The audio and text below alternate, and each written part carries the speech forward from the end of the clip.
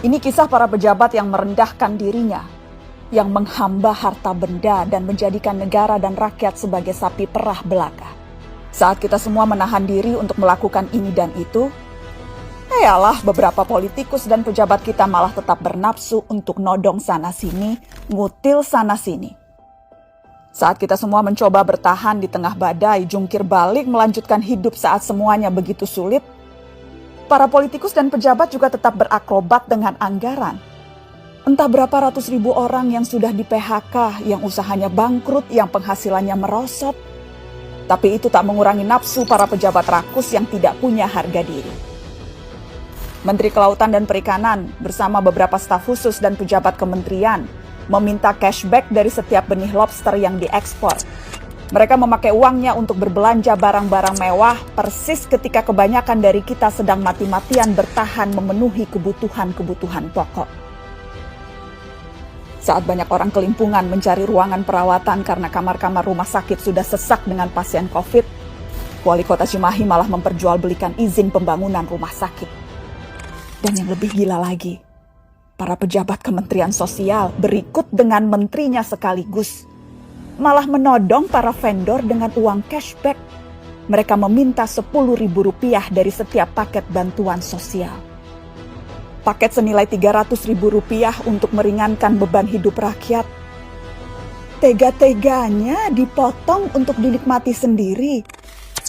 Dan itu dilakukan oleh mereka yang disumpah untuk membantu rakyat bisa bernapas lebih mudah di tengah himpitan hidup. Inilah arti kebejatan yang sesungguhnya. Ampun ya Allah. Sejak awal, dana triliunan rupiah yang digelontorkan dalam bentuk bantuan sosial memang rentan diselewengkan.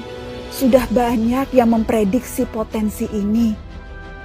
Mungkin memang kita tidak kaget, tapi bukan berarti kita harus maklum, bukan berarti kita tidak boleh marah. Kasus-kasus korupsi di tengah pandemi membuktikan kompas moral para politikus dan pejabat kita memang sedang berada di titik terendah. Bahkan pandemi yang membunuh banyak orang, menyengsarakan banyak orang, tak membuat para pelaku menahan diri dari hasrat memperkaya diri sendiri. Pandemi justru menjadi peluang untuk menggarong lebih banyak. Kegentingan dan kedaruratan justru jadi ruang baru untuk bertindak lebih brutal, lebih banal, lebih ugal-ugalan, dan lebih tidak tahu malu. Publik, kita semua justru dibebani pekerjaan tambahan. Selain harus bertahan hidup, kita justru harus lebih teliti mengawasi kebijakan dan penggunaan anggaran. Tambah capek, tambah pegel, tambah frustasi. Tapi pilihannya tidak banyak. Semakin kita apatis, semakin senang mereka menggasak uang negara. Pandemi terbukti melahirkan kebiasaan-kebiasaan baru. Kecuali perilaku para politikus dan pejabat kita. Inilah kenyataannya, sudah sebegitu bangkrutnya moral mereka. Memang kita tidak kaget, tapi sangat wajar dan sangat pantas untuk kita marah.